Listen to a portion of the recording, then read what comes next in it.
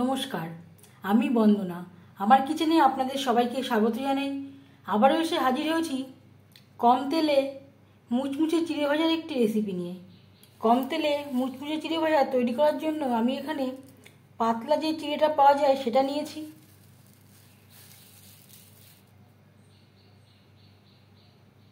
আর লাগছে কারি পাতা। কারি পাতা আমি পরিষ্কার করে ধুয়ে নিয়েছিলাম, জল বেশ ভালো করে ঝরিয়ে নিয়েছি।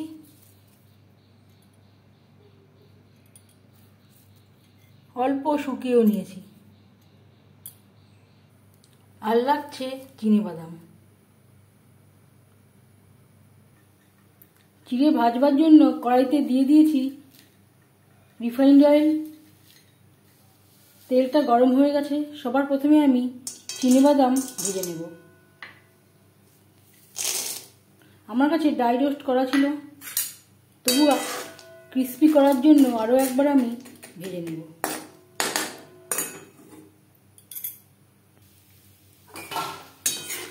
চিনেবাদাম ভাজবো লো ফ্লেমে।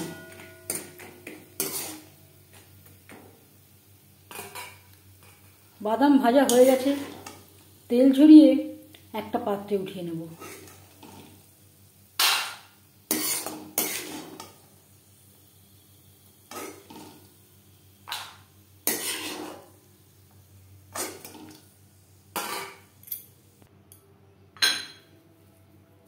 আর ভেজে নেব কারি পাতা। কারি পাতা একটু সাবধানে ভাজতে হবে, কারি পাতায় জল থাকে। এই সময় আমি গ্যাসের ফ্লেমটাকে বন্ধ করে দিয়েছি।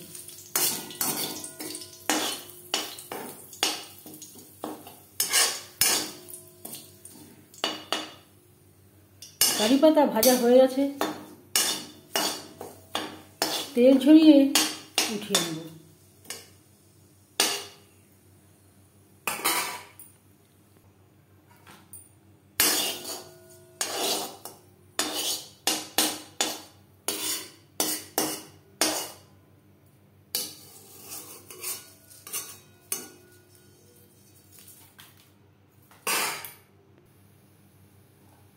তেল আমি আবারও গরম করে নিয়েছি।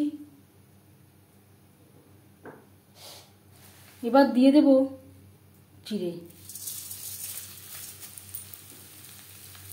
হাই ফ্লেমে তেল গরম করে নিয়েছি। চিড়ে ভাজবো লো ফ্লেমে।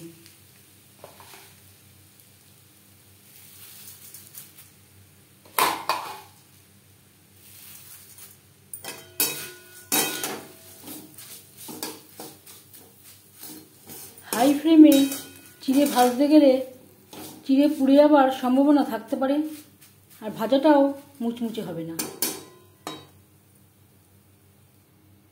প্রথম 3-4 মিনিট নাড়াচাড়া করব মিডিয়াম ফ্লেমে। তারপর গ্যাসের ফ্লেমটাকে লোতে করে দিয়ে ক্রিস্পি হওয়া পর্যন্ত নাড়াচাড়া করে নেব। 3-4 মিনিট মিডিয়াম ফ্লেমে চিড়ে নাড়াচাড়া করে নেওয়ার পর গ্যাসের ফ্লেমটাকে লোতে করে দিলাম। চিড়ে ক্রিস্পি হওয়া পর্যন্ত লো ফ্লেমে নাড়াচাড়া করব।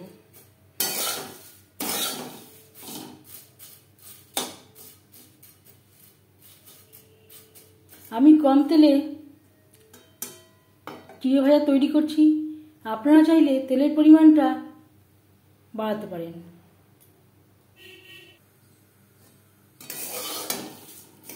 এই চিড়েগুলো খুবই পাতলা, আলতো হাতে নাড়াচাড়া করতে হবে, না হলে ভেঙে যাওয়ার সম্ভাবনা থাকতে পারে।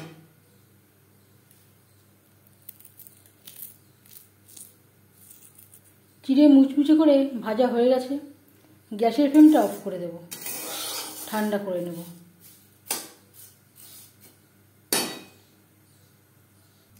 আরেকটা কথা আপনাদের সাথে শেয়ার করছি, কারি পাতা সবসময় ভাজবেন তেল হাই ফ্লেমে গরম করে নেবেন, গ্যাসের ফ্লেমটা অফ করে দেবেন। তেলের যে গরম আছে তাতে কারি পাতা ভাজা হয়ে যাবে। হাই ফ্লেমে বা গ্যাসের ফ্লেমটা অন করে কারি পাতা ভাজতে গেলে কারি পাতা খুব তাড়াতাড়ি ভাজা হয়ে যাবে, কালারটা সুন্দর আসবে না, পুড়ে যাবার সম্ভাবনা থাকতে পারে।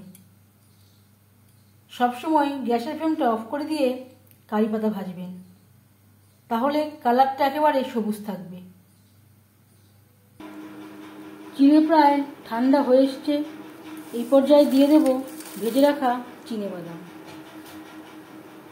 আর লাগছে 1 চামচের 4 ভাগের 1 ভাগ গোলমরিচের গুঁড়ো বা ব্ল্যাক পেপার পাউডার। আর দেব খুব সামান্য পরিমাণে স্বাদ অনুযায়ী বিট লবণ। এর পরিবর্তে আপনারা খাবার লবণও ব্যবহার করতে পারেন।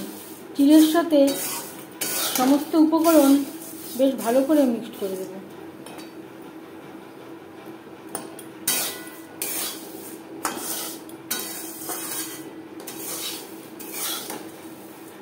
এই সময় আমার গ্যাসের ফ্লেম কিন্তু অফ রয়েছে।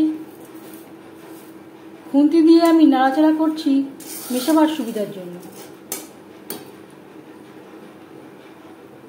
এই সময় কখনোই গ্যাসের ফ্লেম অন করা যাবে না। চিড়ে আমার প্রায় ঠান্ডা হয়ে এসছে। ঝালের জন্য দিয়ে দেব খুবই সামান্য পরিমাণে রেড চিলি পাউডার।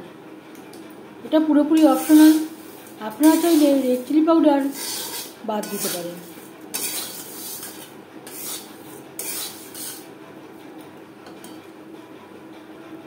এবার যাচ্ছি ফাইনাল স্টেপে। সব শেষে দিয়ে দেব ভেজে রাখা কারি পাতা।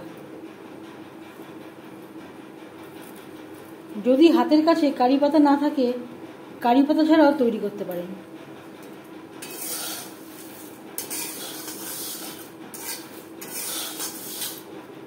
আপনারা চাইলে আলুর ভুজিয়াও অ্যাড করতে পারেন।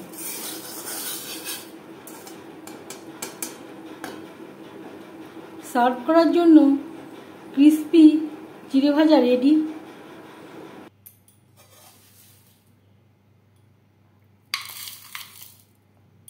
এবার যাচ্ছি সার্ভ করার প্রসেসে।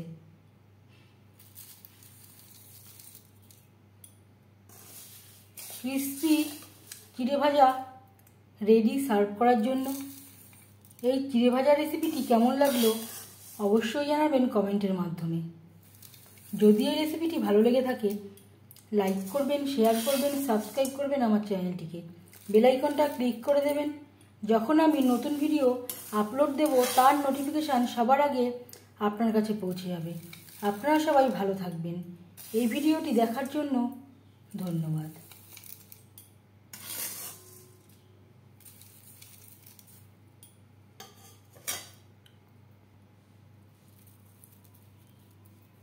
আবারও ওপর থেকে দিয়ে দেব কারি পাতা।